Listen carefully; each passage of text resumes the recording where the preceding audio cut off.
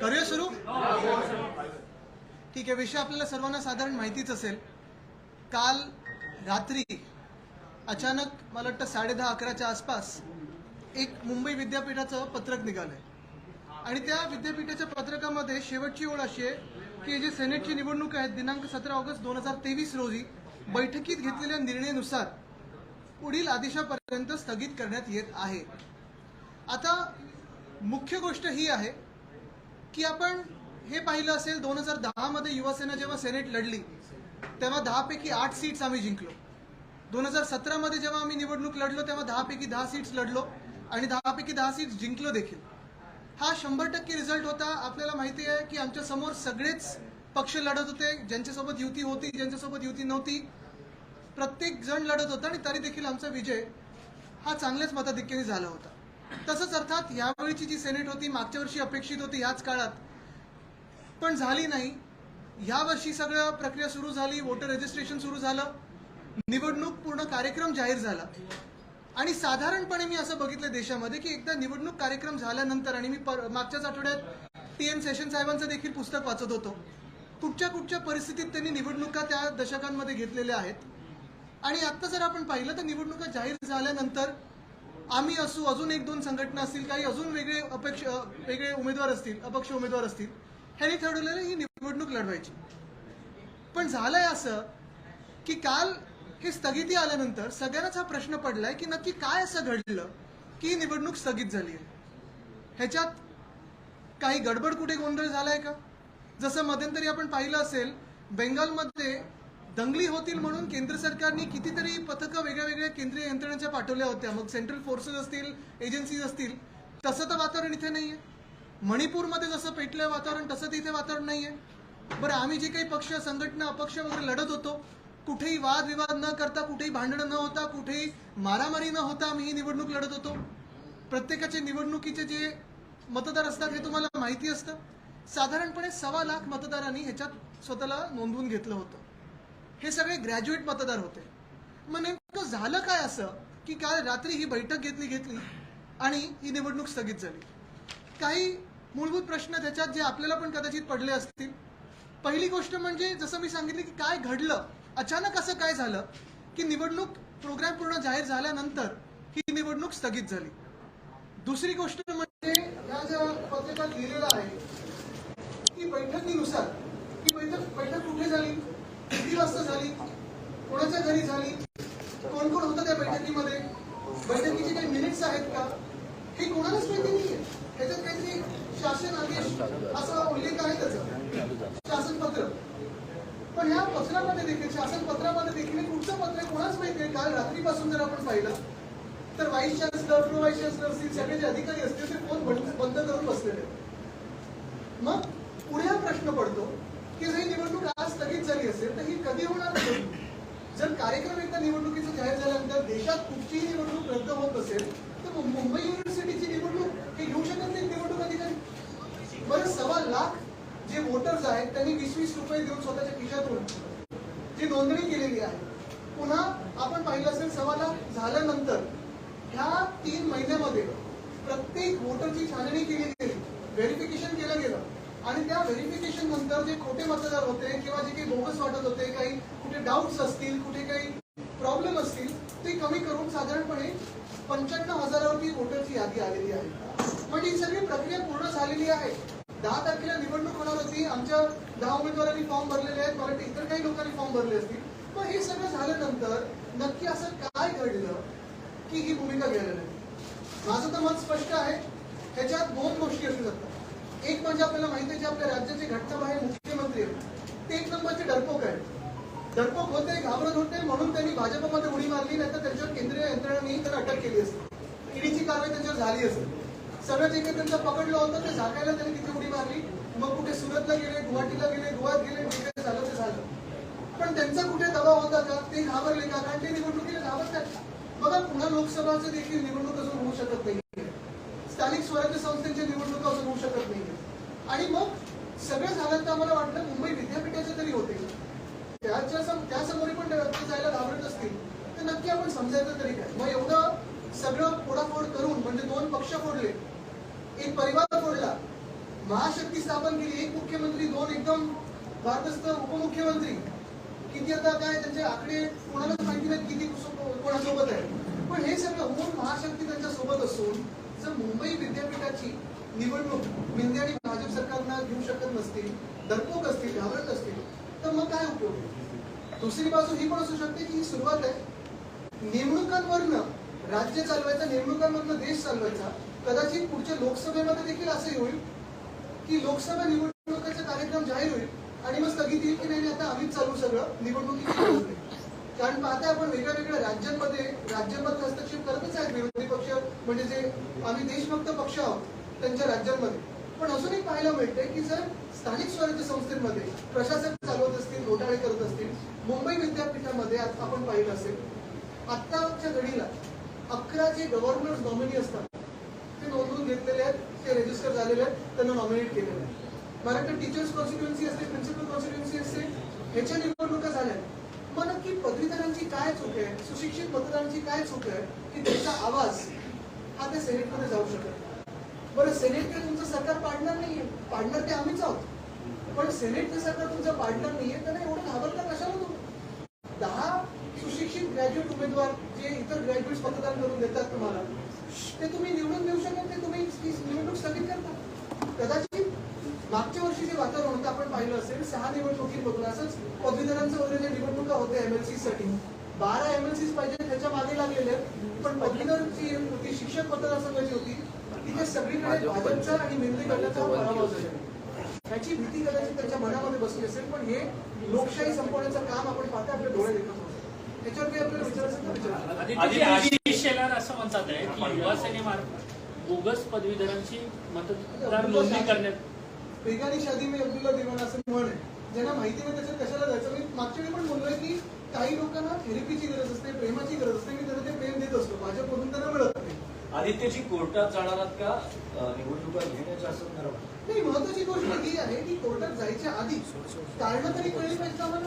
राज्यपाल त्या बैठकीत होते की नव्हते, राज्यपालांना हा निर्णय कळवला होता की नव्हता, घटनाबाह्य मुख्यमंत्र्यांचा दबाव आहे की नाही याच्यावर, हे कळलं पाहिजे. कारण तसं जर पाहिलं तर असं कुठेही काही एक सुद्धा घटना घडली नाहीये जिथे तुम्हाला वाटते की या निवडणुकीला स्थगिती द्यायला पाहिजे. बरं, छाननी तर झाली ना 3 महिने, मग तुम्ही त्या रजिस्टर आणि त्या जे निवडणूक अधिकारी त्यांना काही चौकशी करणार का, त्यांची अटक करणार का की बोगस मतदार नोंदवून घेतलं? छाननी होऊन सगळं होऊन जर तुम्ही निवडणूक घेत नाही म्हणजे तुम्ही घाबरता आणि तुम्हाला लोकशाही नको. पण तुम्ही कुलगुरूंना स्वतः भेटणार का? मी भेटणार नाही. आमच्या आता सेनेटर्स तिथे गेलेले आहेत जे 10 वर्ष काम करत आहेत, आमची युवा सेनेची पण मंडळी तिथे जाणार आहे. त्यांना एकदम शांततेत आम्ही विचारणार की काय कारण हे तर विचारणार आणि जनतेसमोर येऊ द्या. पण हे जनतेला कळलंय की मिंदे आणि भाजप सरकार हे निवडणुकीला घाबरतं, कारण त्यांना मॅन्डेट मिळणार नाही, ना लोकसभेत मिळणार ना मुंबई युनिव्हर्सिटीच्या सेनेटमध्ये. कारण स्पष्ट झालं तर त्यानंतर तरी कोर्टात जाण्याचा तुमचा पर्याय स्पष्ट झालं तर सरकारने पुढे पाऊल उचलली पाहिजे. मुंबई विद्यापीठाचे अधिकारी असतील, कुलगुरू असतील, फोन उचलत नाहीयेत, स्पष्टीकरण देत नाहीयेत. फक्त एक ती ओळ आहे की शासनाचं पत्रक मिळालं आणि मग हे केलं. सरकार आपल्या दारी निवडणूक घ्यायला घाबरली नाही, पण काय दबाव आहे त्याच्यामुळे उत्तर देत नाहीये. आता हे आपल्याला माहिती कसं चाललंय यंत्रणा सगळ्यांची. कदाचित त्यांच्यावर धाड पडली असती जर निवडणूक घेतली असतात.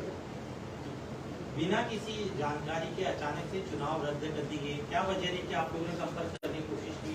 आप लोगों की कितनी तैयारी थी, क्या लगता है? तैयारी तो जीत की होती है, यही अनुमान लगाते हैं कि ज्यादा से ज्यादा सीटें जीत के आए.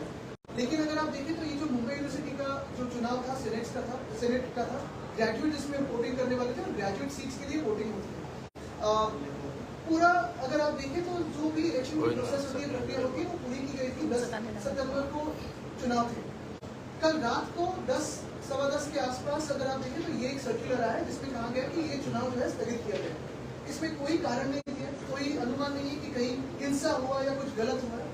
इतना ही है कि एक मीटिंग हुई, उसके हिसाब से ये बैठक, एक मीटिंग हुई, उसके हिसाब से ये चुनाव स्थगित हुआ. मुझे यही जानना है कि अगर पूरे कोविड के समय में बंगाल में चुनाव आप करवा सकते हैं और कोविड देश भर में फैला सकते हैं, अगर पूरे हिंसाचार के समय में वहाँ पंचायत के पोस्ट दे सकते हो, मणिपुर की तो जैसी सिचुएशन यहाँ नहीं है, हालत नहीं है. किसी एक संगठन ने या एक पार्टी में दूसरे पर कोई आरोप नहीं लगाया, कुछ नहीं, कुछ गड़बड़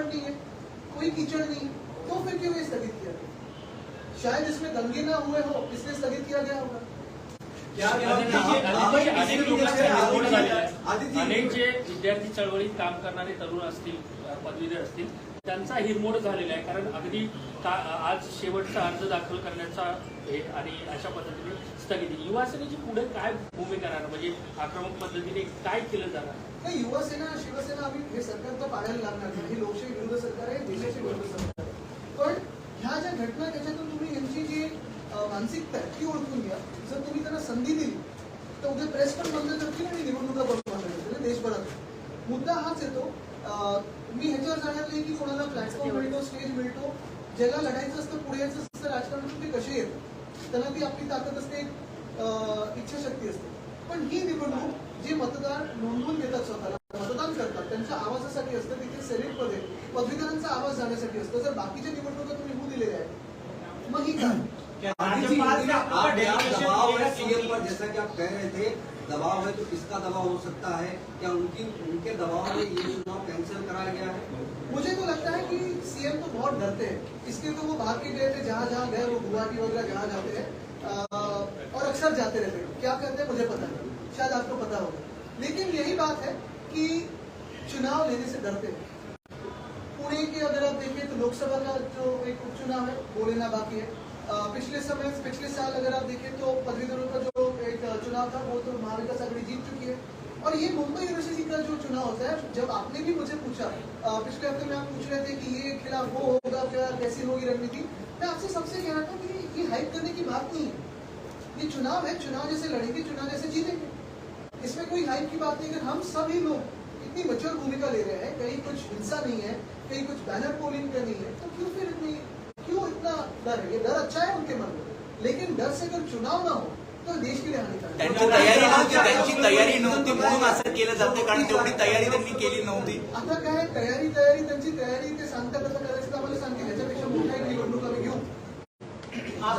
राज्यपाल से क्या आप लोग मुलाकात में एक दूसरा, और इसके लिए जो संबंधित यूनिवर्सिटी से जो अधिकारी है, क्या उनसे आपका डेलीगेशन मुलाकात है, युवा सेना का डेलीगेशन मुलाकात करने से कोई फायदा हो तो करेंगे. अगर आपने देखा होगा तो हम मुलाकात करते आए हैं. जो महिलाओं का विषय था उस पर भी राज्यपाल महोदय से मुलाकात की थी. जो बीएमसी में घोटाले हो रहे उस पर भी मुलाकात करी थी. ऐसी उम्मीद है कि उसमें कुछ आगे कार्रवाई हो, और मुझे उम्मीद है, अभी भी आशा है. इस विषय पे हमारे डेलीगेशन अभी जाने वाले यूनिवर्सिटी में ऑफकोर्स जो सारे फॉर्म सबमिट होने थे वो तो हुए, लेकिन उसके आगे जाके ये तो पता होना चाहिए कि इसका कारण क्या है, मूलभूत कारण क्या है, कि भूमिका क्यों ली गई, और अचानक से ये जो चुनाव था वो क्यों स्थगित किया गया. आपने कहा मुख्यमंत्री डरपोक है, इसी आगे कि उनके विधायक कह रहे कि सीएम अपने दम पर मुख्यमंत्री बने नहीं है, ब्लैकमेल करके विधायक मंत्री बने, उस पर आपका क्या कहना है? अभी वो विधायक कहाँ बात करते हैं, किससे बात करते हैं, ये तो आपको पता है.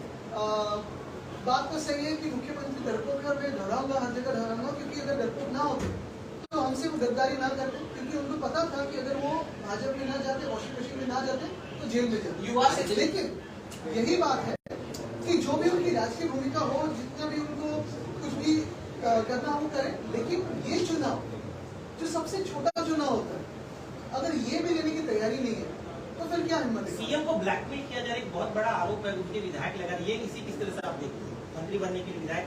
अभी मैंने तो कहा है, परसों भी कहा था कि ये एक्सपेंशन होने वाला नहीं है और ये सरकार गिरेगी, तो बात है.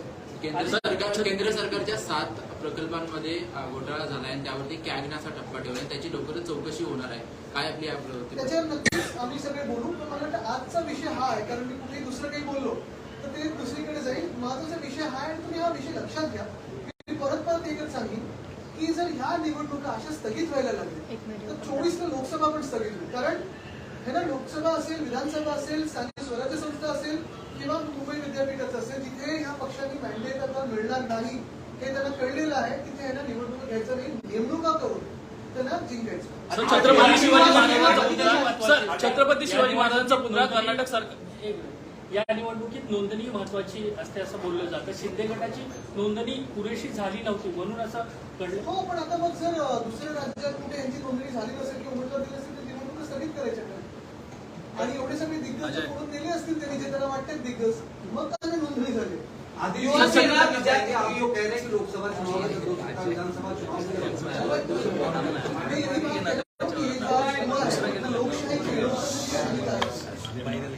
छत्रपती शिवाजी महाराजांचा पुतळा कर्नाटक सरकारने कडक पोलीस बंदोबस्तात जेसीबी लावून हटवला. आता पुन्हा त्याच्यावरती मराठा समाज असेल, तुमची काय भूमिका मला आहे? आता आपल्याकडून कळते पण माहिती नाही बोलू.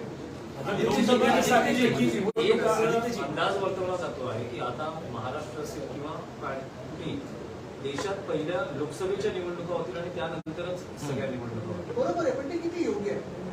म्हणजे जर तुम्ही इन प्रिन्सिपल बघितलं, देशात अनेक सरकार बनलेली आहेत, बहुमताची सरकार बनलेली आहे. अगदी अशी पण सरकार बनली जिथे आपल्याला वाटलं की आपण टक्कर देऊ शकत नाही, आणि तरी देखील ते निवडणुकीला सामोरे गेलेले आहेत. हार जीत हे होत असते ना. तुम्ही कितीही मोठे असाल, कितीही ताकद तुमची असेल, आणि ह्या तर देशातला सर्वात, जगातला सर्वात मोठा पक्ष आहे, त्याला अजून 2 पक्ष तरी कोणीला घेतले, आणि जर 200 आमदार घेऊ असं सांगितलं होतं त्यांनी, कुठे गेले? फोडाफोडी करा, तुम्ही पैसे वापरा.